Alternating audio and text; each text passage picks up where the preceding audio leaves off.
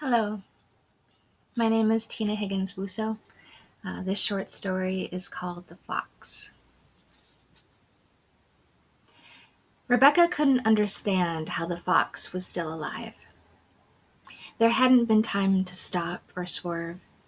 This is what she told herself on repeat, like the chorus of a song stuck in her head. She had caught a glimpse of it just about to run into the road, and then another glimpse of its terracotta fur flying into the ditch. There was a second, the shortest second, where Rebecca knew what the fox was thinking, that it would make a dash for it. And in that second, she could have stopped, but she didn't. Now, standing on the gravel edge of a sleepy county road, the scent of her tires melting across the pavement from crushing her foot against the brake after the damage was done was so strong it coated her tongue like bitter, waxy chocolate.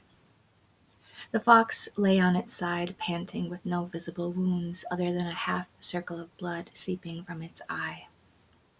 It didn't kick or writhe or leap up and run away when Rebecca slid her hands beneath it, but it trembled like water in a glass would if someone slammed their fists down hard on a table.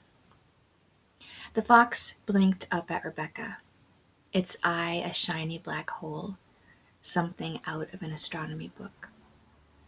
Her mind swiftly flipped through her options and landed on this. She would continue the few miles to where Greg's kids were camping with their mom, pick them up, and then rush the injured fox to the nearest vet.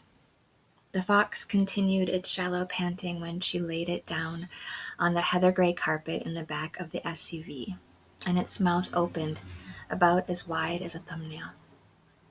The side of its dark pink tongue lay cushioned against the gray carpet. It blinked one more time before Rebecca closed the back door carefully.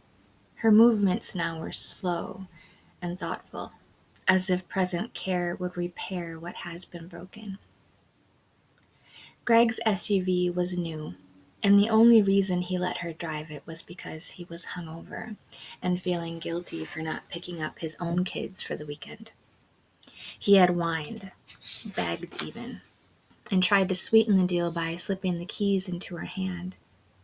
She could smell whiskey on his breath, not last night's whiskey, a fresh morning bite of it.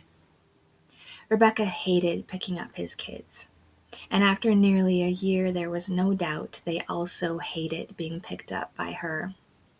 This was the third camping trip his ex-wife Laura and the kids had taken since school let out, and by now Rebecca knew where to turn by the tall dead pine, its top half cracked open and toppled over, balanced on a branch of another pine, this one stout and strong.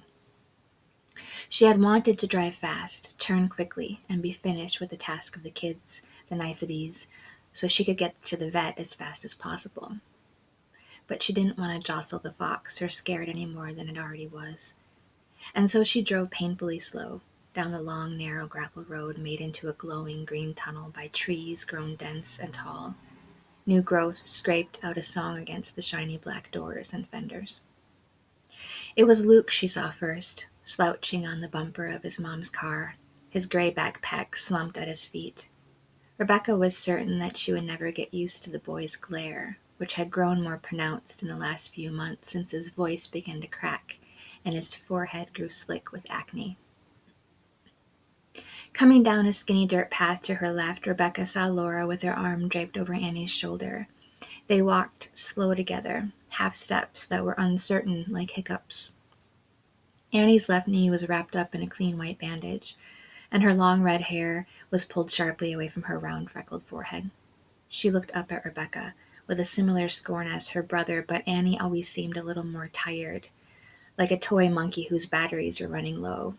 It would still clash its symbols together, that was its most important job, but it moved slowly, as if at any moment it would give up without a word of explanation. Annie gave Rebecca a taste of hope. Rebecca kept the engine running, but stepped out of the truck to greet them.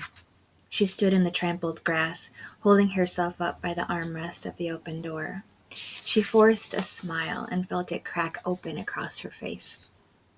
Another pile of children, moms and a few dads and some older girls, were gathered around a smoking campfire, assembling hamburgers and pulling hot dogs from sticks on a nearby picnic table.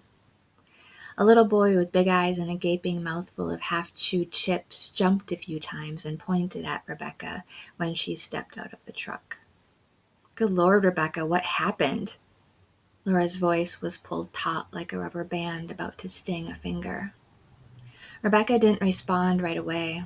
How could Laura know something had happened? "Rebecca, you're covered in blood. What's going on?" That's when Rebecca saw it. Across her dress, dried inside the cracks of her knuckles. That's when all the others came over to the truck with crinkled foreheads, standing away from her and doing that mom move of placing a straight arm between her child and perceived danger, as if it will keep them safe. A small rock had made its way into Rebecca's flat sandals, but she didn't try to tap it out or curl up the arch of her foot to dislodge it. She wished it was sharper. She wished it was bigger. On the way here, I hit a fox. And then what did you do? It's in the back of the truck. We can go to the vet, the kids and I. Right now, we can go and get it help. So you put a bloody animal in the back of Greg's new SUV? The creases moved from the women's foreheads to the sides of their mouth. Were they laughing at her? I want to see it. This was Annie, the animal lover, the vegetarian. The sun had left streaks of red down her nose and across her cheeks. "It's not dead, Annie. We can bring it to the vet," Rebecca explained. She reached inside the cab and pressed the small rubber button that released the back door and made it yawn wide open. When she started moving toward the back of the truck, the group moved along with her like a school of fish avoiding a predator. Rebecca stood in the center of the group looking down at the fox. To her left was Laura, half a foot taller, with a voice as rich as caramel. How could Greg have ever left her? To her right was Luke. His scent was sour and warm. Annie pushed herself up in front of Rebecca and put her hands on the fox like a fortune teller would hover her hands over a tarot deck. Deep red blood saturated the carpet all around the fox's body. Its mouth was open wider than it had been before, and its tongue, like a thin piece of salmon, was dried and unmoving. "It's dead, Mom." Annie's voice fell out of her mouth like 3 similar and airy notes played on a flute. And then another kid hollered out, a little boy. "Mom, did Annie and Luke's new mom kill that fox?" "She's not my new mom." Annie screeched into the cavern of the empty vehicle. Luke stepped in front of Rebecca, and she stepped back to make room for him. He rested both of his hands on Annie's shoulders. When Annie spoke again, it was with an unearthly calm, like a mother urging an infant to sleep. "Rebecca, you weren't being careful. You need to work harder at being careful." "I didn't see it in time, Annie. I couldn't stop." "You could have."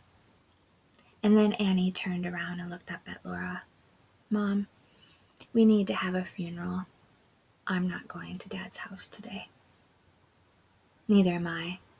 Luke's voice was beginning to sound like his father's. "Okay, Rebecca. Let Greg know what happened. I'll give him a call in a few days." Annie slid her open palms under the fox just as Rebecca had, and Laura's eyes widened and shot down to her. It was clear Laura meant to stop her, to tell her the animal wasn't clean, that her clothes would be ruined. But for some reason she stopped herself.